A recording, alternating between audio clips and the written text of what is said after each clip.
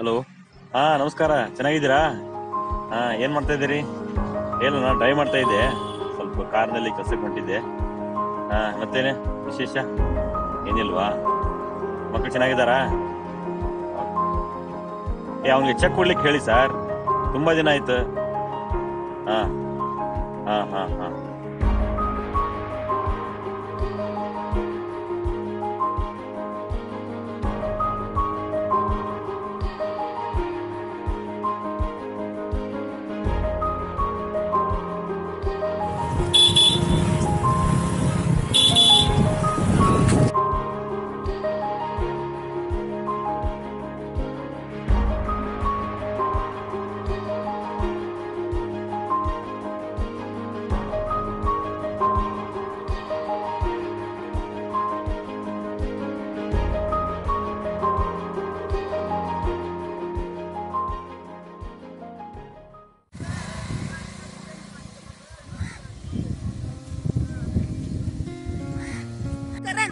ಇಲ್ಲೋಡು, ಕಸದ ತೊಟ್ಟಿಗಿಂತ ಅದ್ರ ಸುತ್ತಮುತ್ತಲೇ ಕಸ ಹಾಕಿದ್ದಾರೆ. ಛೀ, ಗಲೀಜು. ಅಷ್ಟ್ ಈಸಿ ನಮ್ ಜನ ದೂರ ನಿಂತು ಕಸ ಎಸಿತಾರೆ. ಅದು ತೊಟ್ಟೊಳಗೆ ಬೀಳುತ್ತೋ ಇಲ್ಲೋ ನೋಡೋದೇ ಇಲ್ಲ, ಹಾಗೆ ಹೋಗ್ತಾರೆ. ಅದಕ್ಕೆ ಕಸದ ತೊಟ್ಟಿಗಿಂತ ಅದ್ರ ಸುತ್ತಮುತ್ತಲೇ ಕಸ ಜಾಸ್ತಿ ಬಿದ್ದಿರುತ್ತೆ.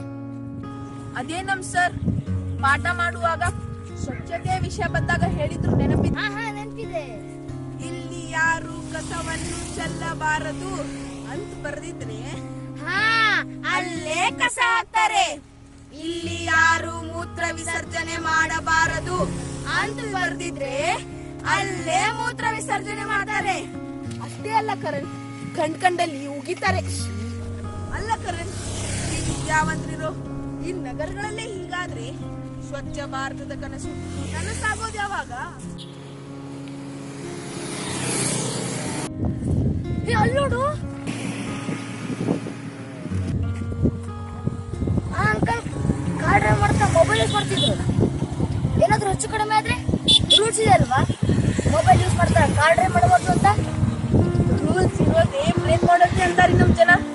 ಎಲ್ಲಾ ನಮ್ ವಿದ್ಯಾವಂತ ಜನರ ಅವಿವೇಕತನ ಅಷ್ಟೇ. ನಮ್ ಡ್ಯಾಡಿನು ಮೊದಲು ಕಾರ್ ಡ್ರೈವ್ ಮಾಡುವಾಗ ಮೊಬೈಲ್ ಯೂಸ್ ಮಾಡ್ತಿದ್ರು. ನಾನಂದೆ, ಡ್ಯಾಡಿ ಹೀಗೆಲ್ಲ ನಾವು ಕಾರ್ ಡ್ರೈವ್ ಮಾಡುವಾಗ ಮೊಬೈಲ್ ಯೂಸ್ ಮಾಡಬಾರ್ದು, we should follow the rules. ಆಗ್ನಿಂದ ಅವರು ಮೊಬೈಲ್ ಯೂಸ್ ಮಾಡೋದನ್ನ ಬಿಟ್ಟಿದ್ದಾರೆ. ಹೌದು ಕಣೋ, ತಪ್ಪು ತಪ್ಪೆ. ಅದು ದೊಡ್ಡವರಾದ್ರೂ ಮಾಡ್ಲಿ, ಸಣ್ಣವರಾದ್ರೂ ಮಾಡ್ಲಿ. ಓಕೆ, ನನ್ನ ಮನೆ ಬಂತು. ಬಾಯ್ ಬಾಯ್ ಆದರ್ಶ್. ಬಾಯ್. ಆದರ್ಶ್, ನಮಗೊಂದು ಐಡಿಯಾ ಹೊಳಿತು. ನಾವು ಸಿಟಿ ಇದ್ದವಾಗ ಎಲ್ಲ ಫ್ರೆಂಡ್ಸ್ ಸೇರಿ ಸ್ವಚ್ಛತಾ ಅಭಿಯಾನ ಮಾಡೋಣ, ಏನಂತೀಯ? ಗುಡ್ ಐಡಿಯಾ ಕಣೋ, ಮಾಡೋಣ. ಓಕೆ, ಬಾಯ್ ಬಾಯ್, ಟೇಕ್ ಕೇರ್. ಬಾಯ್.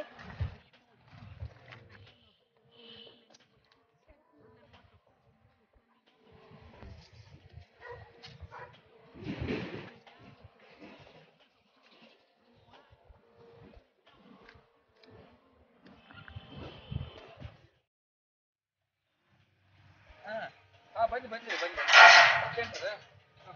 ಏನಿಲ್ಲ. ನೀವು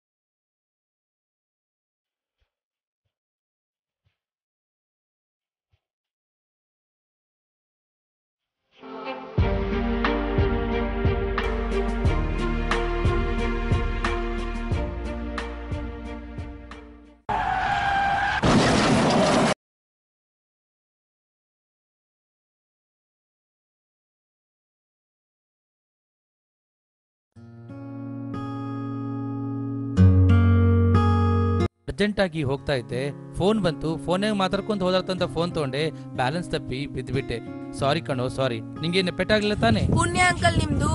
ಬ್ಯಾಲೆನ್ಸ್ ತಪ್ಪಿ ಈ ಕಡೆ ಬಿದ್ರಿ, ಆ ಕಡೆ ಏನಾದ್ರೂ ಬಿದ್ದಿದ್ರೆ ಏನ್ ಗತಿ? ಮತ್ತೆ ಮೇನ್ ರೋಡ್ ಏನಾದ್ರೂ ಹೆಚ್ಚು ಕಡಿಮೆ ಆದ್ರೆ ಯಾರೋಣೆ? ಡ್ರೈವ್ ಮಾಡುವಾಗ ಮೊಬೈಲ್ ಯೂಸ್ ಮಾಡಬಾರ್ದು ಅಂತ ರೂಲ್ಸ್ ಇದೆ ಅಲ್ವಾ? ರೂಲ್ಸ್ ಅಂತ ಮಾತಾಡ್ತಿದ್ಯಾ ದೊಡ್ಡವನಾಗಿ? ಏನೋ ಅಂಕಲ್, ನಿಮ್ಮಂತ ದೊಡ್ಡವರೇ ರೂಲ್ಸ್ ಫಾಲೋ ಮಾಡ್ಲಿಲ್ಲ ಅಂದ್ರೆ ನಿಮ್ಮನ್ನ ನೋಡ್ ನಾವೇನ್ ಕಲಿಬೇಕು ಅಂಕಲ್? ದಯವಿಟ್ಟು ಅಂಕಲ್ ತಪ್ಪು ತಿಳ್ಕೊಬೇಡಿ. ಒಬ್ಬ ವಿದ್ಯಾರ್ಥಿಯಾಗಿ ನಿಮ್ಗೆ ಹೇಳ್ತಾ ಇದ್ದೀನಿ, ನಮ್ ದೇಶದಲ್ಲಿ ಹೋದ್ ವರ್ಷ ಅಂದ್ರೆ ಲಾಸ್ಟ್ ಇಯರ್ ಡ್ರೈವಿಂಗ್ ಮಾಡುವಾಗ ಈ ಮೊಬೈಲ್ ಅನ್ನು ಬಳಸಿ 2138 ಜನ ಸಾವನ್ನಪ್ಪಿದ್ದಾರೆ. ಪ್ರತಿ ಗಂಟೆಗೆ 17 ಜನ ಇದರಿಂದ ಸಾಯುತ್ತಿದ್ದಾರೆ.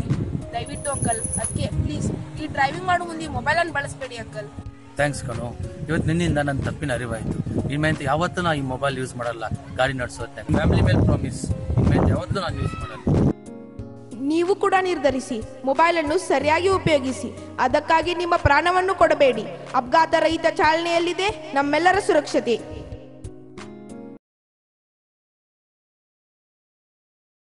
ಇಂದಿನ ವ್ಯಸ್ತ ಜೀವನದಲ್ಲಿ ಸಮಯಾಭಾವದಿಂದ ಅಥವಾ ಕೆಲಸವನ್ನು ಮುಗಿಸುವ ಒತ್ತಡದಲ್ಲಿ ವಿವೇಕಹೀನರಾಗಿ ವರ್ತಿಸುವುದನ್ನು ನಾವು ಕಾಣುತ್ತೇವೆ. ಇಂದಿನ ದಿನ ನಗರಗಳಲ್ಲಿ ಬೈಕ್ ಮತ್ತು ಕಾರು ಚಾಲನೆ ಮಾಡುವಾಗ ಮೊಬೈಲ್ನಲ್ಲಿ ಮಾತನಾಡುವುದನ್ನು ನಾವು ಕಾಣುತ್ತೇವೆ. ಇದರಿಂದ ಅಪಘಾತ ಸಂಭವಿಸುವ ಪ್ರಮಾಣ ಹೆಚ್ಚಾಗಿರುತ್ತದೆ ಮತ್ತು ಇತರೆ ವಾಹನ ಸವಾರರಿಗೂ ಕೂಡ ತೊಂದರೆಯಾಗುತ್ತದೆ. ಸುಶಿಕ್ಷಿತರಾದ ಎಲ್ಲ ನಗರವಾಸಿಗಳು ಇದನ್ನು ಗಮನದಲ್ಲಿಟ್ಟುಕೊಂಡು ರಸ್ತೆಯ ನಿಯಮಗಳನ್ನು ಪಾಲಿಸಬೇಕು. ಅದರಂತೆ ಸ್ವಚ್ಛತೆಯ ವಿಷಯದಲ್ಲಿಯೂ ಕೂಡ ಜಾಗೃತರಾಗಿ ಸ್ವಚ್ಛ ಭಾರತದ ಕನಸನ್ನು ನನಸಾಗಿಸಲು ನಮ್ಮೆಲ್ಲರ ಮನಸ್ಸುಗಳು ಒಂದಾಗಬೇಕಾಗಿದೆ.